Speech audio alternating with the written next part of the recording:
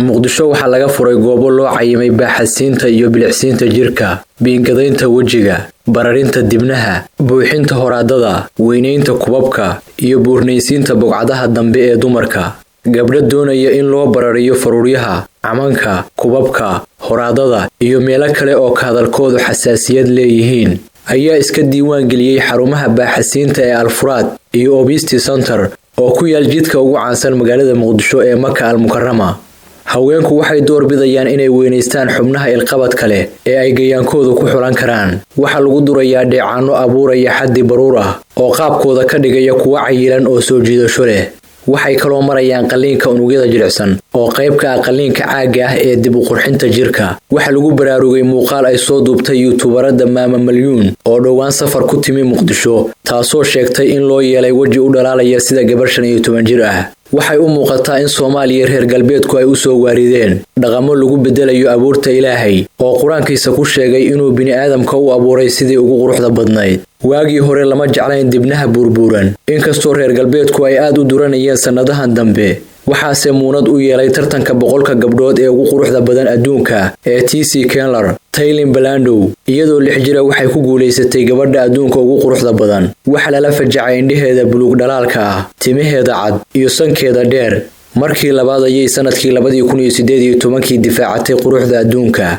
Waxaase daaqada kala baxday sanadkan Yael Shelby gabadha reer Israa'iil oo kaga adkaatay faruuryaha ay soo duratay darteed. Gustavo Sanfanero Rosali waa ninka laga soo gaaray qaliinka caaga ee casriga ah. Wiil yar oo Talyaani ah oo ku soo barbaaray Savannah, Faransiiska ku soo bartay qaliinka dhagaha, sanka iyo dhuunta. Dagaalkii labaad ee adduunka 1939 ayuu go'aansaday inuu xal u helo dhaawacyadii wejiga ka burburay muddadii uu duulaanku socday. Isaga oo uu heliyo dhakhtar Belgium ah ayaa asaasay Italia Plastica Chirurgica oo ahaa cusbitaalkii ugu horeeyay ee qurxinta wejiga fuliya. Wixii ka dambeeyay 1950kii, atarishooyinka Talyaaniga ayaa ku dhiiraday inay jirkooda qurxiyaan iyagoon dhaawac qabin, waxayna caadi ka noqotay Yurub, Ameerika ilaa iyo galbeedka Aasiya. Taariikhyahanada ayaa Gustavo Sanfanero Rosali waxay ku tilmaameen in cilmigiisa uga faa'iideeyay boqolaal jiil. Angelina Jolie, Kim Kardashian iyo Anna Faris ayaa ka mid ah gabdhaha ugu caansan caalamka ee qaliinka ku sameeyay dibnahooda si ay u qurux badnaadaan. Diinta Islaamku ma ogola in wax laga bedelo abuurista Ilaahay haddii aysan jirin baahi daruuri ah oo caafimaadku ugu muhiimsan yahay. Laakiin dadka aan ku qanacsanayn sida Ilaahay u abuuray ee jirkooda qaliinka ku sameeya ayaa ah kuwa aan la mahadin.